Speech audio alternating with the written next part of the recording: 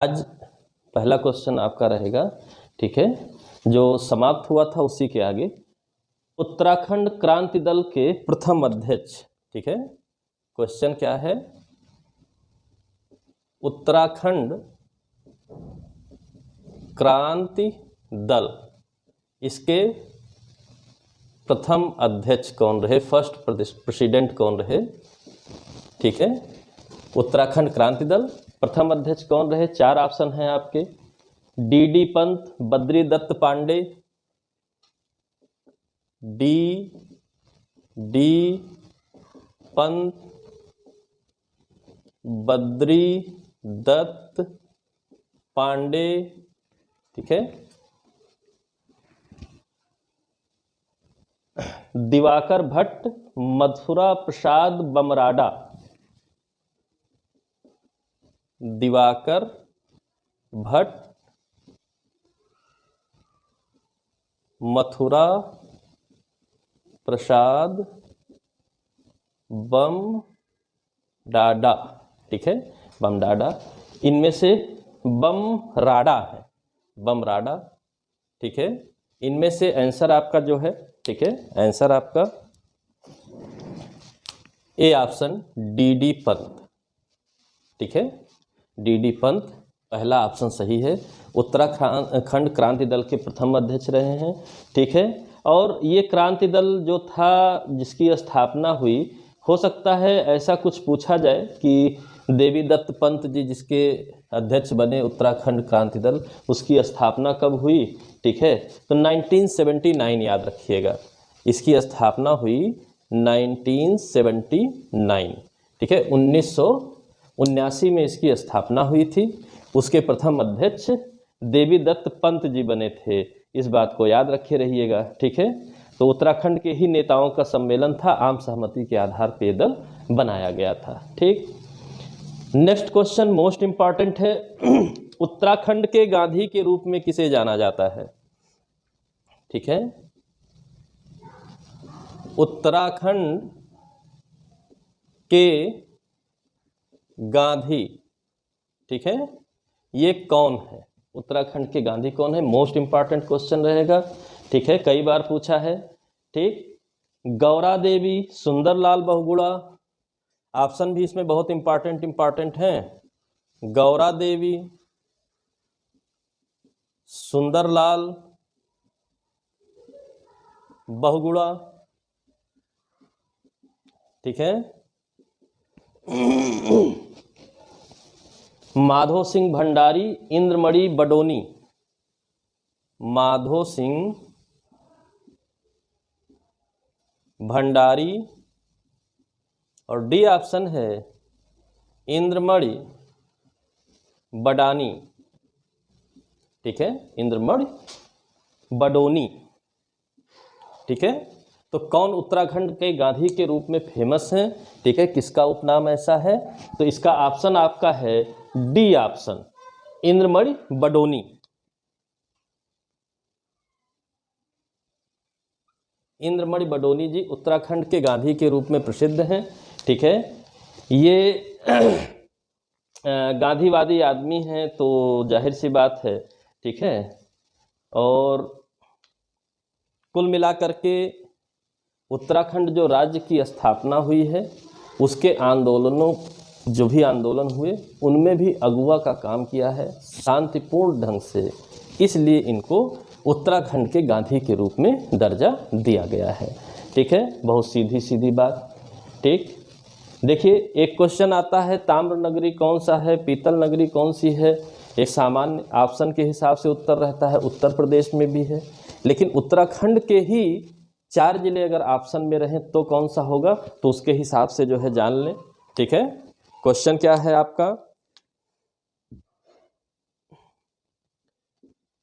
ताम्र नगरी, ठीक है, तांबे के कार्य के लिए तांबे के कई काम यहाँ पे होते हैं, बर्तन आदि बनते हैं, इसी वजह से ताम्र नगरी के रूप में फेमस है। कौन है, ऑप्शन देखे बिना इसका उत्तर नहीं कह सकते, रुद्रप्रयाग, पौड़ी गढ़वाल, रुद्रप्रयाग, पौड़ी गढ़वाल, ठीक है। सी डी ऑप्शन है आपका नैनीताल अल्मोड़ा, सी ऑप्शन है नैनीताल, डी ऑप्शन है अल्मोड़ा, ठीक है। तो इसमें ताम्र नगरी के रूप में कौन फेमस है ये जानना पड़ेगा आपको, ठीक है। कई चीज़ें तांबे की जो है यहाँ बनाई जाती हैं। आंसर है आपका अल्मोड़ा, ठीक है। अल्मोड़ा को ताम्र नगरी के रूप में जाना जाता है, ठीक है। यह भी मोस्ट इम्पॉर्टेंट क्वेश्चन है आपका, यह भी मोस्ट इम्पॉर्टेंट क्वेश्चन है, ठीक। इसके बाद जनसंख्या से रिलेटेड एक मोस्ट इम्पॉर्टेंट क्वेश्चन है, ठीक है। नेक्स्ट क्वेश्चन आपका है जनसंख्या से रिलेटेड है, ठीक। इस समय जनगणना 2011 के आंकड़े चल रहे हैं, अभी नए लेटेस्ट वाले नहीं आए हैं, तो 11 वाले आंकड़े ही चल रहे हैं, इसलिए बहुत इम्पॉर्टेंट है। इसमें पूछा है सर्वाधिक ग्रामीण जनसंख्या उत्तराखंड के किस जिले की है? सर्वाधिक ग्रामीण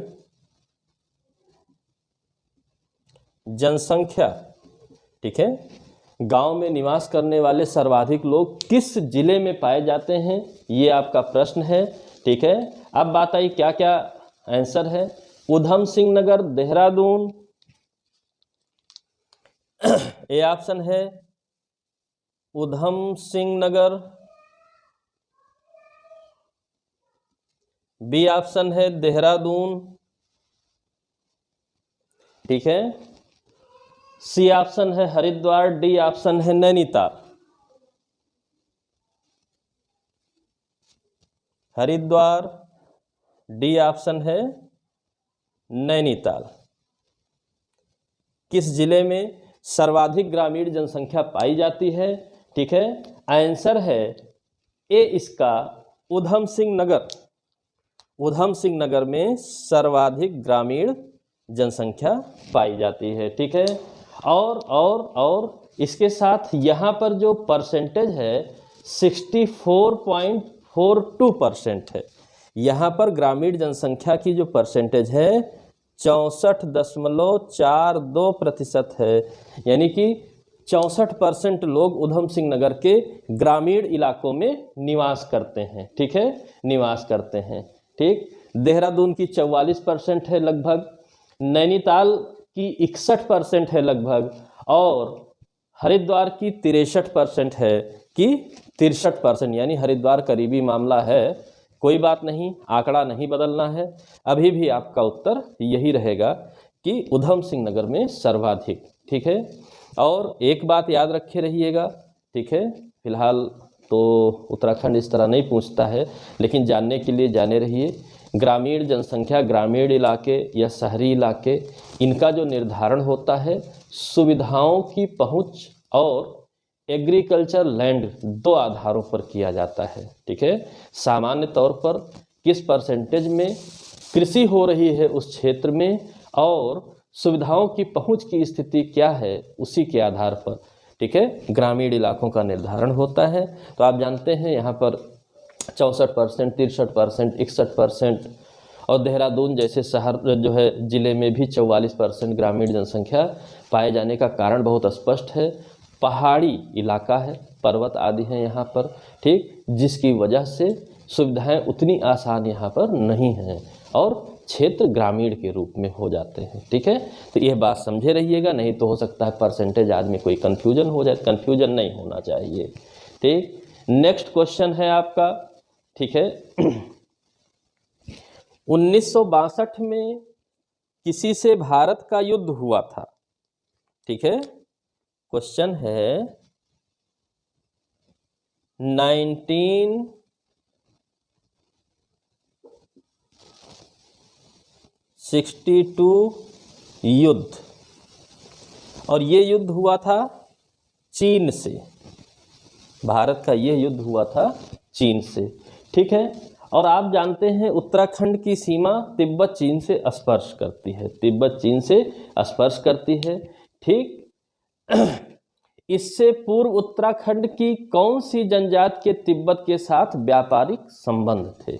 यानी कि 62 में चीन से युद्ध हुआ और ये कहानी लिखते हुए प्रश्न पूछा है से पूर्व, यानी कि किसी जनजाति के व्यापारिक संबंध थे, लेकिन जब युद्ध में तनाव हुआ तो व्यापारिक संबंध टूट गए।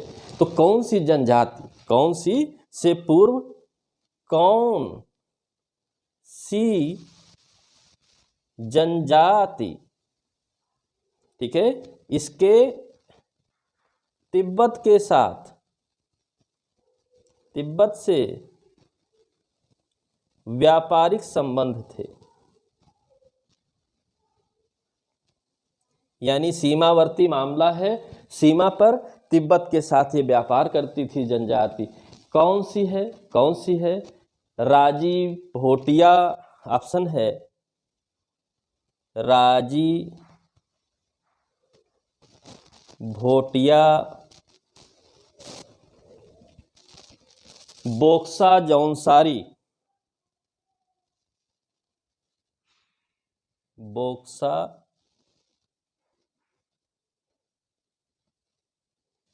जौनसारी, ठीक है। 4 जनजातियां दी हुई हैं, इनमें किसके साथ संबंध था?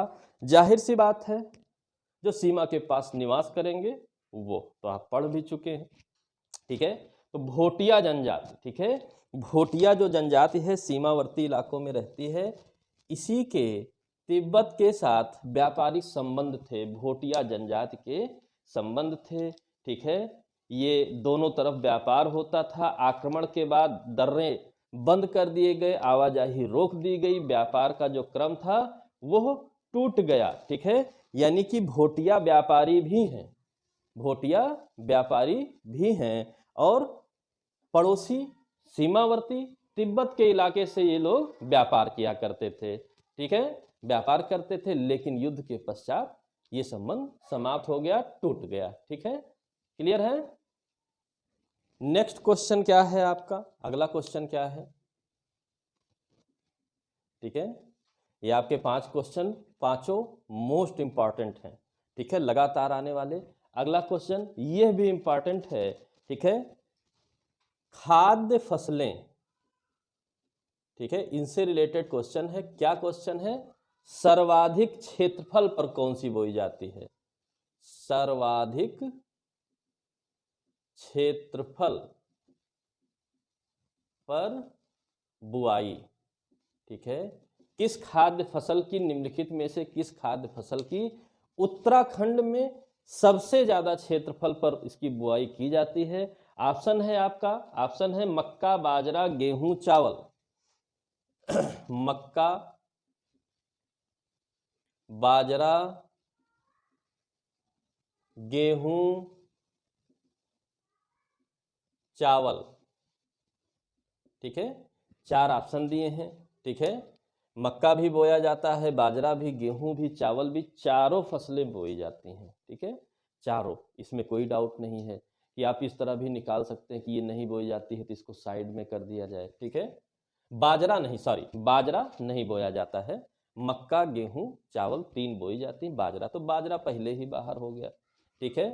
फिर मक्के के लिए, गेहूं के लिए, चावल के लिए आपको सोचना है। चावल सिर्फ तराई इलाकों में बोया जाता है ज़्यादातर, तो तराई इलाके अलग हो गए, लेकिन गेहूं तराई से लेकर के, ठीक है, ऊंचे स्थानों पर भी बोया जाता है क्योंकि ठंडक की विशेष तौर पे फसल है, इसलिए सबसे ज़्यादा क्षेत्रफल यही कवर करती है। और आपका आंसर है गेहूं, ठीक है, गेहूं सर्वाधिक क्षेत्रफल पर बोई जाने वाली फसल है, ठीक है, लगभग 33% भाग पर बोया जाता है, ठीक है, इसकी परसेंटेज अकेले 33% है, 33% भाग पर गेहूं बोया जाता है, ठीक है।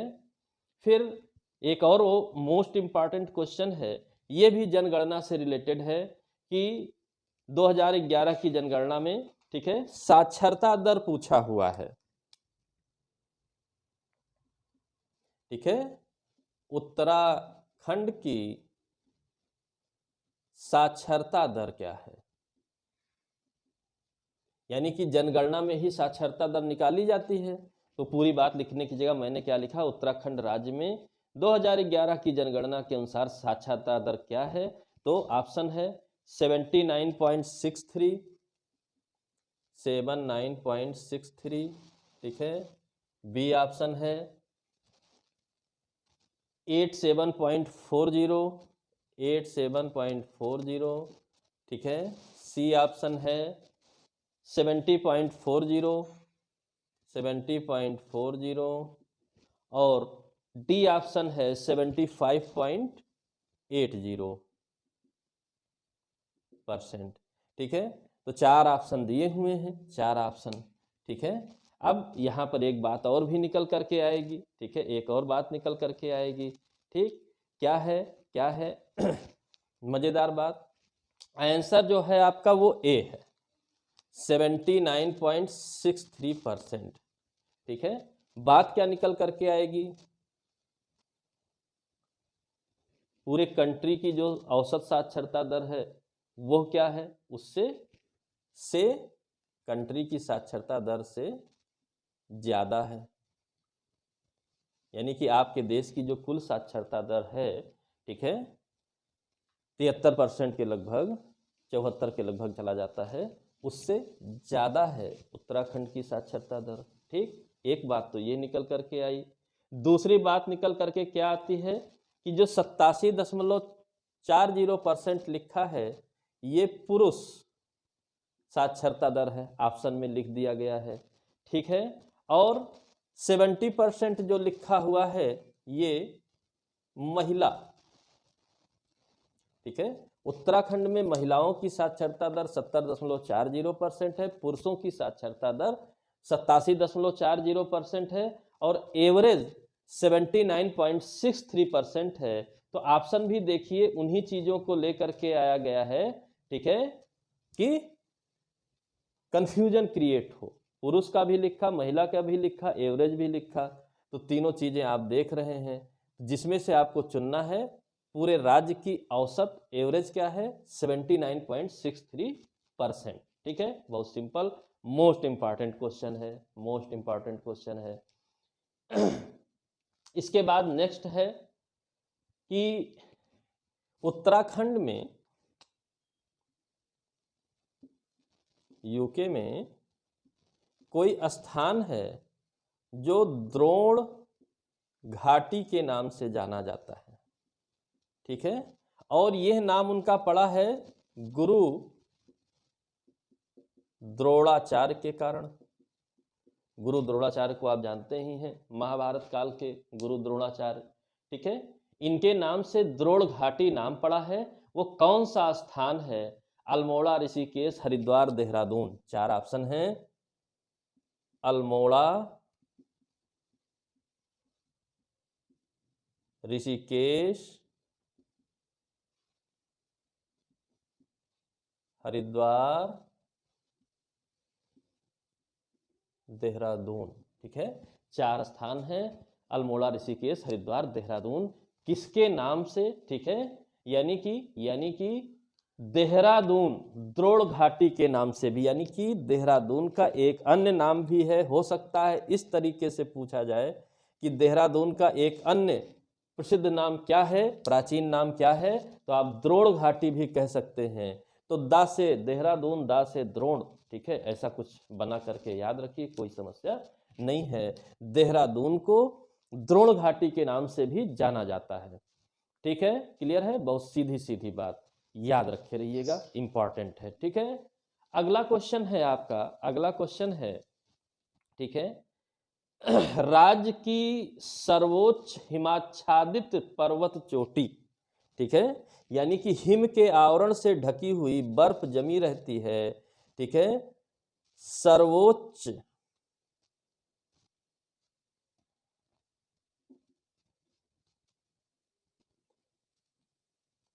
हिमाच्छादित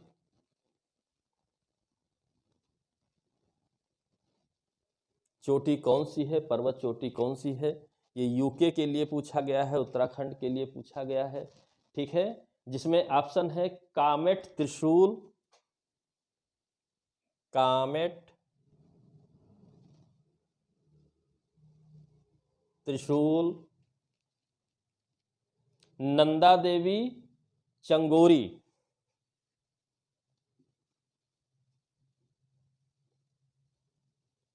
चंगोरी, ठीक है। 4 ऑप्शन आपके दिए हुए हैं, ठीक। आपने पढ़ा भी है कि नंदा देवी सर्वोच्च चोटी है और हिमाच्छादित चोटी है उत्तराखंड की। नंदा देवी सबसे ऊंची हिमाच्छादित चोटी है, इसको आप याद रखे रहिएगा, ठीक है, याद रखिएगा, ठीक है, कोई समस्या नहीं होनी चाहिए।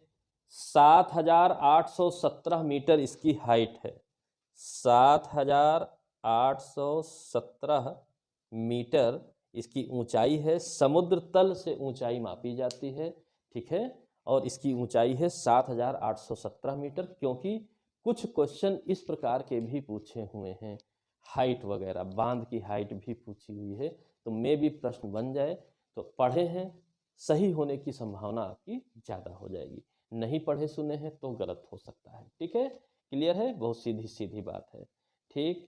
इसके बाद अगला क्वेश्चन है आपका, ठीक, बाघनाथ मंदिर, बाघनाथ मंदिर कहाँ पर स्थित है?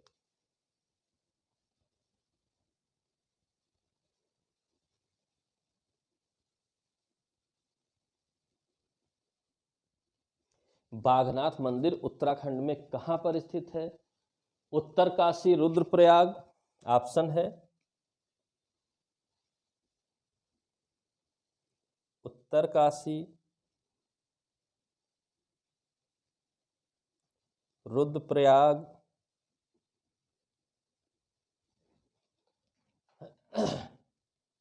बागेश्वर अल्मोड़ा,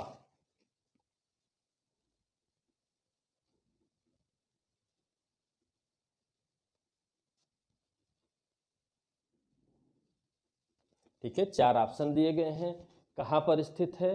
तो आंसर है इसका बागेश्वर जिले में स्थित है, शिव मंदिर है, ठीक है, दक्षिण मुखी शिव मंदिर है, बागेश्वर जिले में स्थित है। और ये क्या है? दक्षिण मुखी शिव मंदिर, ठीक है।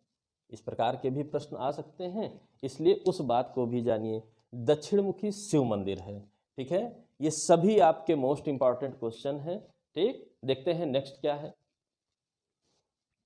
अगला क्वेश्चन जो है ये करंट का पुराना क्वेश्चन है, लेकिन ऐसी घटना दुर्घटना थी जो आज भी चर्चा में आती रहती है, इसलिए उस क्वेश्चन को पढ़ना जरूरी है, ठीक है, कि कौन सा प्रश्न है, क्या है, अभी भी आ सकता है, कई साल हो चुके हैं, लेकिन ऐसी घटना है कि उसकी अक्सर चर्चा हो जाती है, इसलिए उसके लिए तैयार रहना पड़ेगा आपको, ठीक है। जून 2013 में केदार घाटी आपदा हुई थी, ठीक है, ये भी प्रश्न है, याद रखिएगा, जून 2013 में, ठीक है, केदार घाटी आपदा, ठीक है। तो ये जून 2013 भी प्रश्न है, हो सकता है आज की डेट में पूछा जाए कि जो है केदार घाटी में जो आपदा हुई थी कब हुई थी, ये भी पूछा जा सकता है। ये 13 का मामला है, लेकिन आज भी मोस्ट इम्पॉर्टेंट है, ठीक। किस नदी के जलागम क्षेत्र में भीषण वर्षा के कारण हुई थी, ठीक है, तो इस आपदा का नदी क्षेत्र पूछा है, नदी क्षेत्र, जिसमें जो जिस नदी में पानी चारों ओर से आता है, उसी एरिया में, उसी बेसिन में वर्षा हुई थी। अचानक नदी में बहुत ज़्यादा पानी हो गया बादल आदि फटने के कारण, इसी वजह से ये आपदा हुई थी, ठीक है, ये आपदा हुई थी, ठीक। तो इसमें ऑप्शन है अलकनंदा भागीरथी,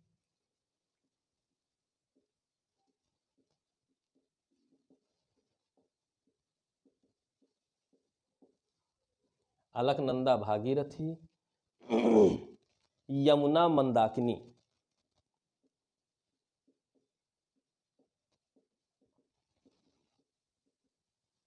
ठीक है। 4 आपकी नदियां दी हैं, अलकनंदा, भागीरथी, यमुना और मंदाकिनी, किसमें हुई थी? तो सीधा सा आंसर है, ठीक है, मंदाकिनी नदी।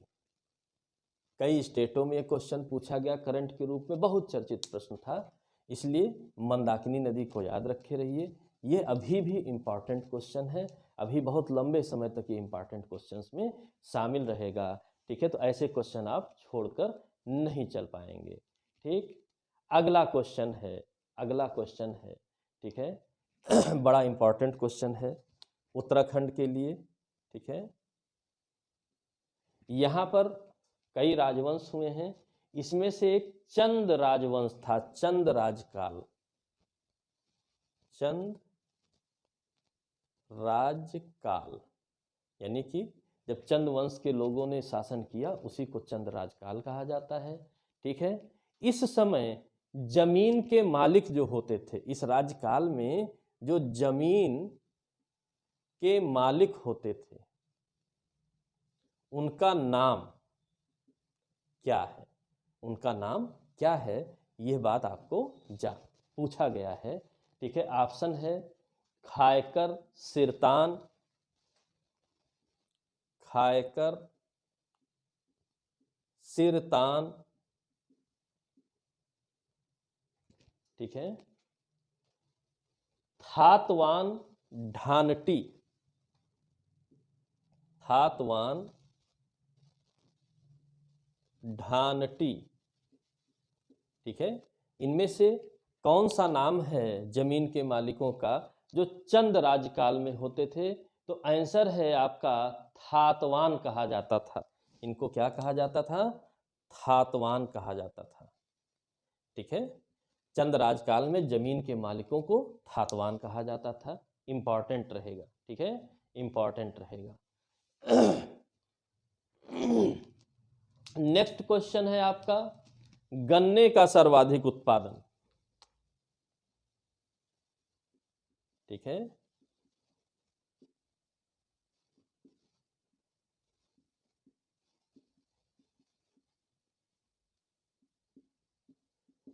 उत्तराखंड के किस जिले में, किस स्थान पे गन्ने का सर्वाधिक उत्पादन होता है? हरिद्वार, देहरादून, नैनीताल, उधम सिंह नगर। हरिद्वार, देहरादून, नैनीताल,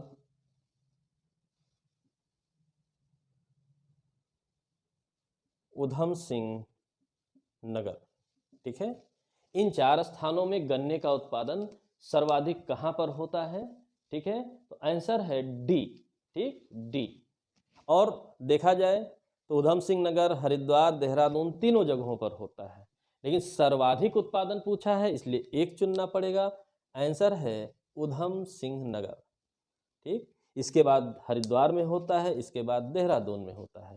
क्रम नहीं पूछेगा, जान लीजिए। उधम सिंह नगर फिलहाल टॉप पर है। ठीक है, टॉप पर है। ठीक, अगला क्वेश्चन है किसाऊ बांध परियोजना। ठीक है, किसाऊ बांध परियोजना। ठीक,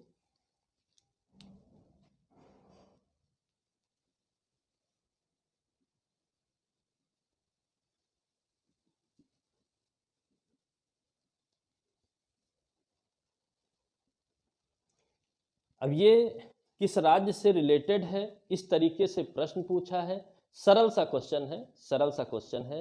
हरियाणा, उत्तराखंड, हिमाचल, हरियाणा राज्य का है,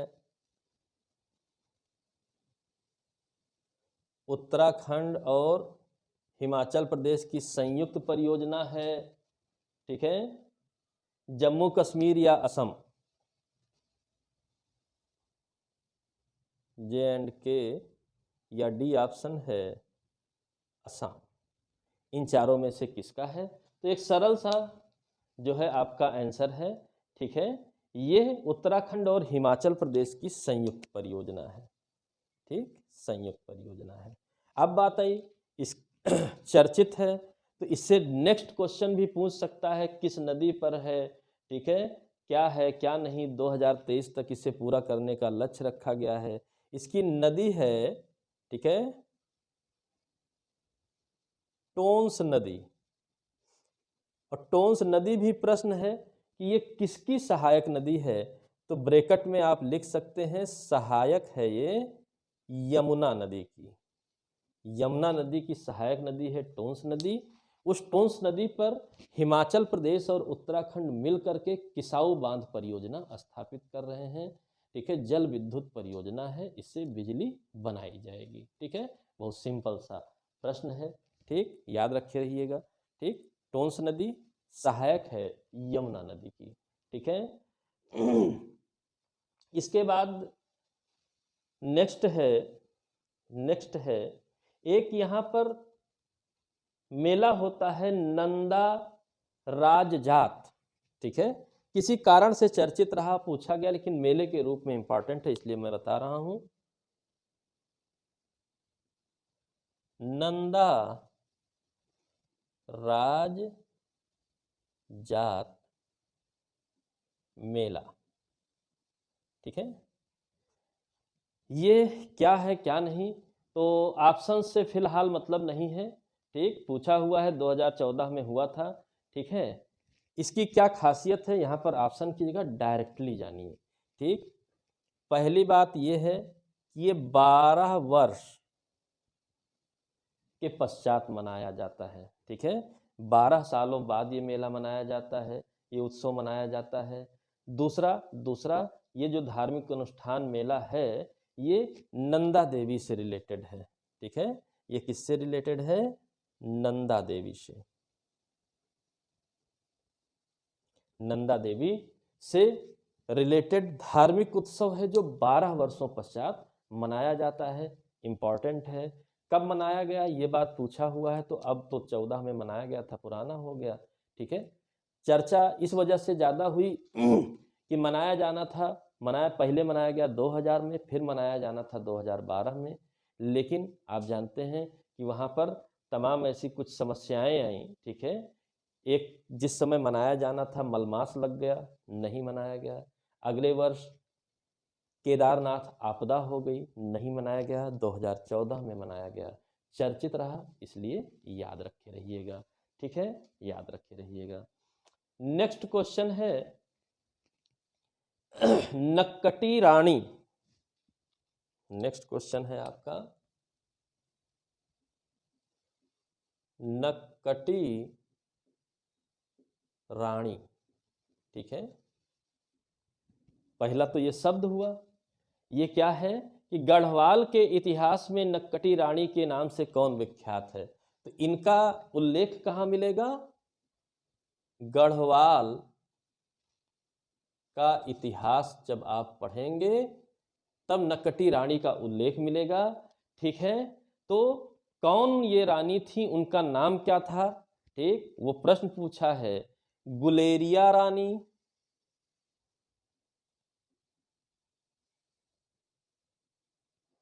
ठीक है, गुलेरिया रानी, कर्णावती रानी,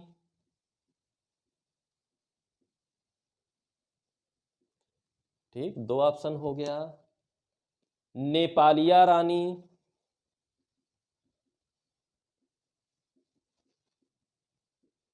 सी ऑप्शन हो गया, और चौथा ऑप्शन है कमलेंदुमती रानी।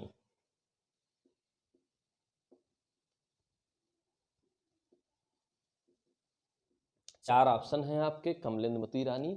अब बात आती है कि इसमें किसका नाम था, तो आंसर है क्या आपका, कर्णावती रानी। कर्णावती रानी ये गढ़वाल के इतिहास में नक्कटी रानी के रूप में प्रसिद्ध हैं। ठीक है, ये राजा महिपत शाह की रानी थी। ठीक है, और मुगलों से युद्ध के समय इन्होंने अपनी मतलब इनका क्या रहा कि युद्ध हुआ तो मुगलों के बहुत से सैनिक मारे गए थे, और जो पकड़े गए थे उनका नाक कान काट कर भागने को मजबूर कर दिया गया था। इस वजह से ये फेमस हुई। तो कुल मिलाकर के क्या जानना है कि ये इतना, केवल एक शब्द याद रखिए, याद रहेगा, मुगलों से युद्ध, मुगल युद्ध शब्द याद रखिए तो बाकी बात याद आ जाएगी। यानी कि मुगलों ने आक्रमण किया गढ़वाल पर, ठीक है, लेकिन पराजित हुए। जब पराजित हुए तो बहुत से सैनिक तो मार दिए गए, लेकिन कुछ सैनिक जो पकड़े गए उनको मारा नहीं गया, उनकी हत्या नहीं की गई, उनका नाक कान काट करके वापस भेज दिया गया। और रानी कर्णावती के नेतृत्व में ये सारी बातें थीं, जिसकी वजह से रानी के आदेश से ही नाक कान काटा गया था। नकटी रानी के रूप में ये गढ़वाल के इतिहास में फेमस हुई। ठीक है, बहुत सिंपल सी बात। ठीक, फिर इसके बाद है अगला क्वेश्चन है, ये कई स्टेटों में पूछा है, मोस्ट इंपॉर्टेंट है, चिपको आंदोलन कहां से प्रारंभ हुआ? ठीक है, सर्वप्रथम कहां रहा चिपको आंदोलन?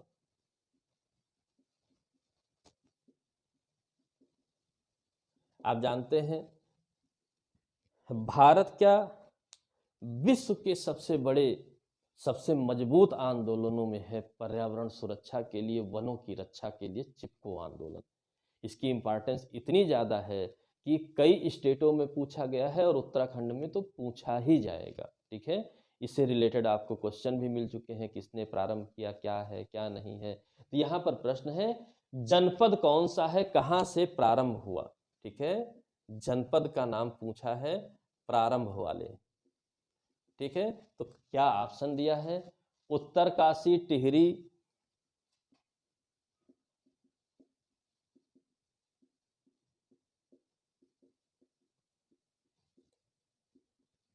ठीक है, चमोली, अल्मोड़ा,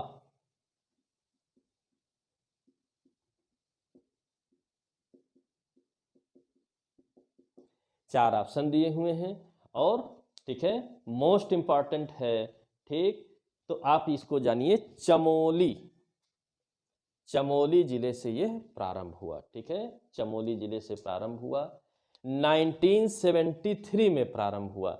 यानी इस आंदोलन के साथ यह भी क्वेश्चन है 1973।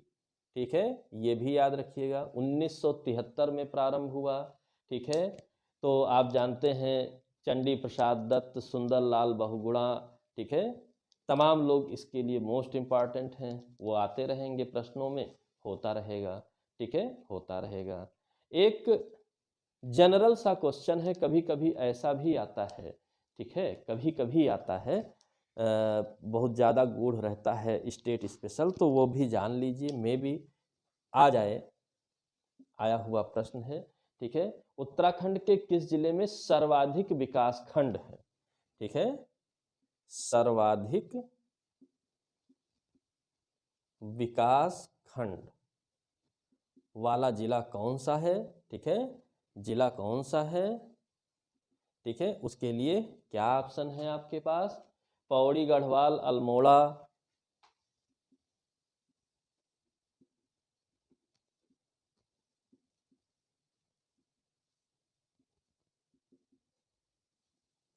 पौड़ी, गढ़वाल, अल्मोड़ा, पिथौरागढ़, उत्तरकाशी।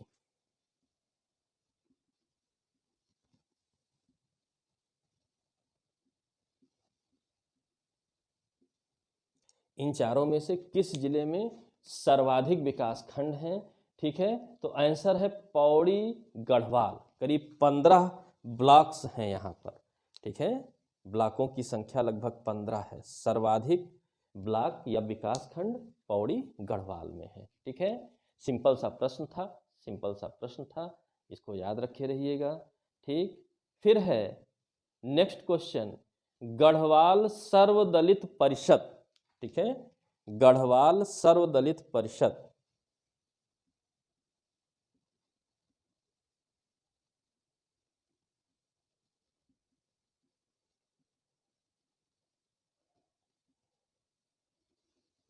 ठीक है, प्रश्न आया है आपका कि गढ़वाल सर्वदलित परिषद का गठन 1928 में किया गया, किसके द्वारा किया गया? तो ये परिषद जो है, ये भी क्वेश्चन है, कब गठित हुआ? 1928 में गठित हुआ। किसके द्वारा? चार ऑप्शन दिए हैं आपके। ठीक है, मोहन सिंह मेहता, बद्रीदत्त पांडे,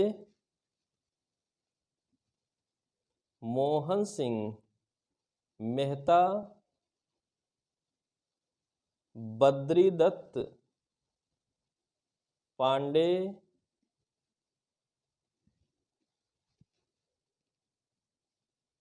जयानंद भारती, हरगोविंद पंत। जयानंद भारती,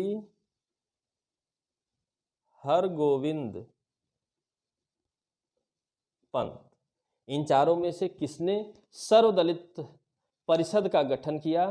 तो आंसर है सी, जयानंद भारती द्वारा। 1928 में गढ़वाल सर्वदलित परिषद का गठन किया गया। ठीक है, तो कुप्रथाओं के विरोध में था। ठीक है, राज्य में जो अशिक्षा पिछड़ापन को इन्होंने कुप्रथाओं को माना, सामाजिक विषमताओं को कुप्रथाओं का कारण माना, तो उन्हीं कुप्रथाओं के विरोध में था। तो आप इसको इस तरह भी लिख सकते हैं, कुप्रथाओं के विरोध में।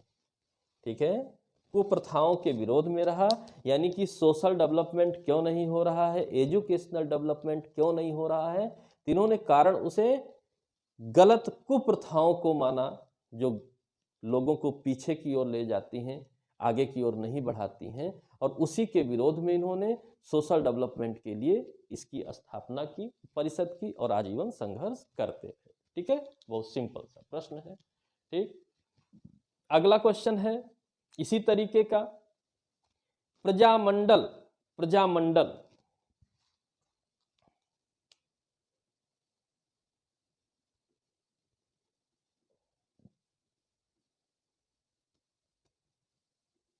ठीक, आप देख रहे हैं प्रजामंडल से कोई ना कोई इस शब्द से रिलेटेड क्वेश्चन आ ही रहा है। तो यहां पर क्या बताया गया कि देहरादून में प्रजामंडल की स्थापना का उद्देश्य क्या था? तो ये स्थापित कहाँ हुआ? देहरादून में। ये प्रश्न भी आया है और यहाँ प्रश्न में ही लिखा हुआ है। ठीक है, तो ये जो प्रजामंडल स्थापित हुआ, इसका उद्देश्य पूछा है, उद्देश्य क्या था? ठीक है, तो ए ऑप्शन क्या है? ब्रिटिश शासन से स्वतंत्रता। ठीक है,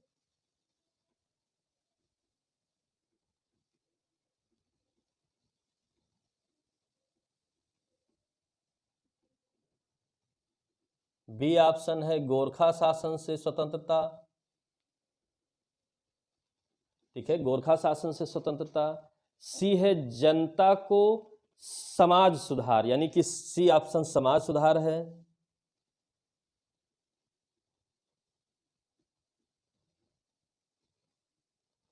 और डी ऑप्शन है आपका टिहरी राज्य के कुशासन से स्वतंत्रता।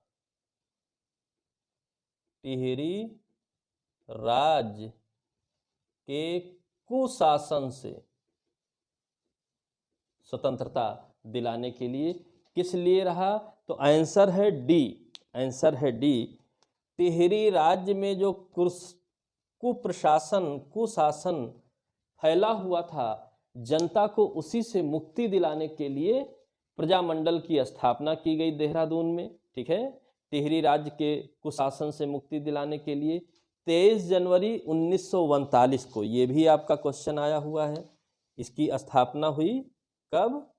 23 जनवरी 1939 में। ठीक है, 23 जनवरी 1939 को इसकी स्थापना हुई।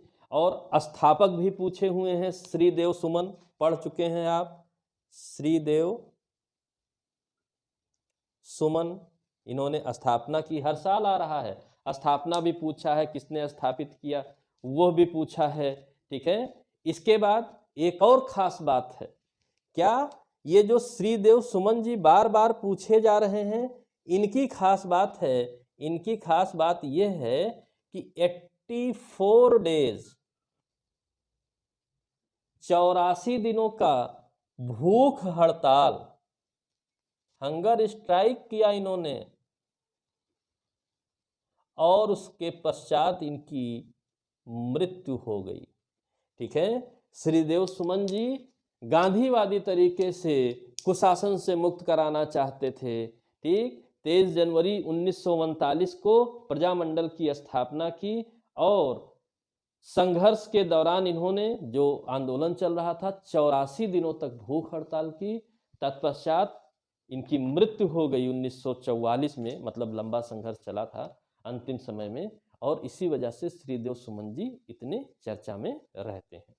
ठीक है। प्रजामंडल से इसी वजह से हर एक साल उत्तराखंड से रिलेटेड कोई भी पेपर हो, कोई ना कोई क्वेश्चन आता है। ठीक, यहाँ तक क्लियर है? ओके। इसके बाद अगले क्वेश्चन फिर नेक्स्ट में, ठीक है। अगले क्वेश्चन के लिए थोड़ा सा इंतजार करिए, अगला आप लोगों को मिलेगा। ठीक है, क्लियर? अगले वीडियो में भी आपके मोस्ट इंपॉर्टेंट क्वेश्चन रहेंगे। ये वो चुने हुए क्वेश्चन हैं जो लगातार प्रश्न आते हैं, यानी कि जो भी प्रश्न राज्य विशेष से आए, ठीक है, उसके लिए ज़रूरी नहीं है कि पूरी मोटी किताब पढ़ी जाए, लेकिन जो रेगुलर क्वेश्चन आते हैं, बार बार आते हैं, उनको करना बहुत ज़रूरी है। इसलिए प्राथमिकता उन्हीं क्वेश्चनों को दी जा रही है कि उनको सॉल्व करके किस तरह ऑप्शन बनते हैं, क्या है, क्या प्रश्न आ रहा है, साथ में रिलेटेड कोई और क्वेश्चन बन सकते हैं, उनके अकॉर्डिंग हम लोग मेंटेन कर रहे हैं। अगले वीडियो में पुनः आपके सामने कुछ और उत्तराखंड के प्रश्नों के साथ में अगले दिन उपस्थित रहूँगा।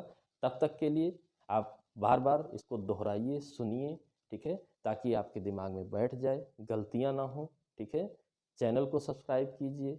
अन्य आपके कोई मित्रगण हैं, वो भी उत्तराखंड से रिलेटेड कोई परीक्षा देना चाहते हैं या प्रिपरेशन कर रहे हैं, तैयारी कर रहे हैं, तो ये कई ऐसे क्वेश्चन हैं जो हर एक स्टेट में पूछे जाते हैं, उनको भी सब्सक्राइब करवाइए, पढ़ने को प्रेरित करिए, ताकि इधर उधर भटकना ना पड़े, फालतू की बकवास वाले वीडियोज़ ना देखने पड़े, डायरेक्ट क्वेश्चनों पर ही बात हो। ठीक है, सीधे तौर पर क्वेश्चनों पर बात हो। ज़्यादा से ज़्यादा लाभ लीजिए। अगले वीडियो तक के लिए आप लोगों को धन्यवाद।